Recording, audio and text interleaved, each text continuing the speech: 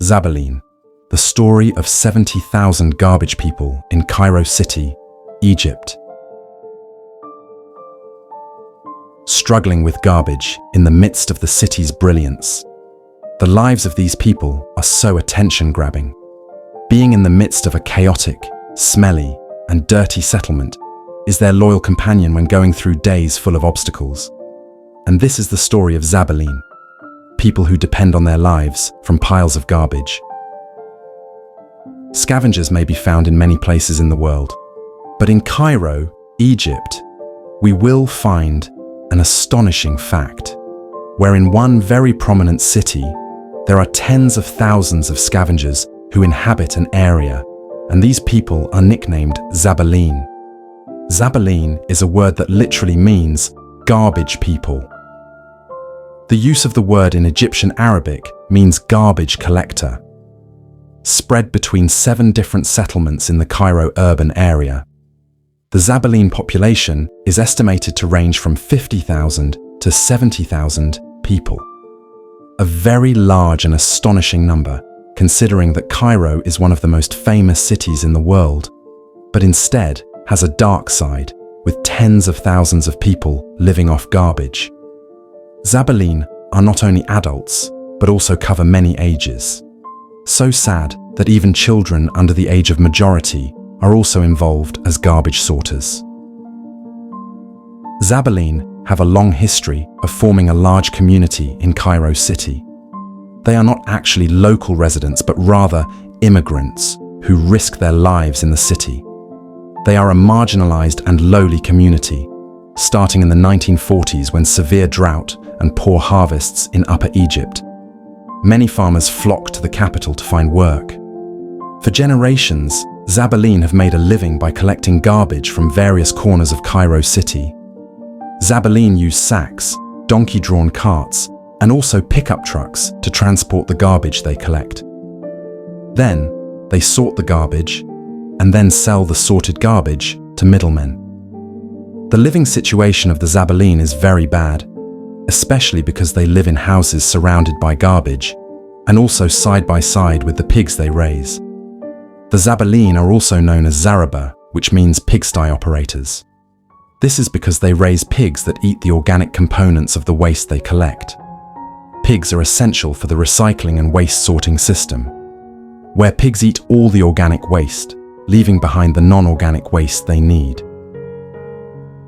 There are 7 main Zabbaleen settlements living in the Cairo urban area, where garbage from all corners of the city is brought here. Of these 7 places, Manshiat Nasa is one of the places most inhabited by the Zabbaleen. The area of this area is around 5.54 square kilometers and is located at the foot of Mokatam Hill. Initially, the residents who inhabited this area raised livestock such as chickens, pigs, or goats. However, over time, this method was considered no longer profitable. Collecting, sorting, and recycling waste in the city is considered better and more profitable than raising livestock. Since then, one by one, the residents have started to switch professions to become scavengers and make this area a garbage city. Manshiat Nasa looks so dirty with an unpleasant smell that stings the nose. When entering this area, we will be presented with a very astonishing sight, when sacks of garbage dominate every corner of the settlement. Here, garbage can be found everywhere, as far as the eye can see. On the edge of the house, on the corner of the road, to the roof of the house can be found sacks of garbage. Carts and cars loaded with garbage can be seen passing by on the narrow streets delivering garbage to the collection agents. Houses are crowded, look messy and unkempt, with garbage surrounding them.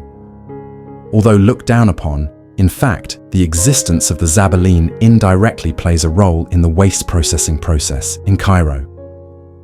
They collect garbage from Cairo City, then transport it here. In fact, they often collect garbage from door to door of Cairo residents' houses.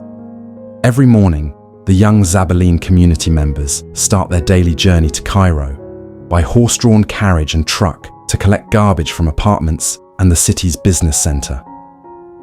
By lunchtime, all the collected garbage has been brought to the slums, where each family member, children, parents, and grandparents organize to sort it. The collected waste is then sold, processed in a simple factory. Although not supported by sophisticated equipment, the Manshiat Nasa community is able to recycle up to 80% of its waste, a ratio much higher than the average European. Whereas Western countries are only able to recycle 20 to 25% of their waste. After being recycled, the waste is sold back to factories in Cairo. Although it seems dirty and embarrassing, Manshiat Nasa can still be a concern for tourists, especially slum tourists, or tourists who want to visit the slum area. This is similar to the Dharavi area in Mumbai, India. The local government has actually asked residents in Manshiat Nasa to move and provide them with living solutions. However, it seems that this did not go smoothly. The proof is that thousands of Zabbaleens still live in this area, who are struggling with used goods, and until now the Manshiat Nasa area is still known as a garbage city.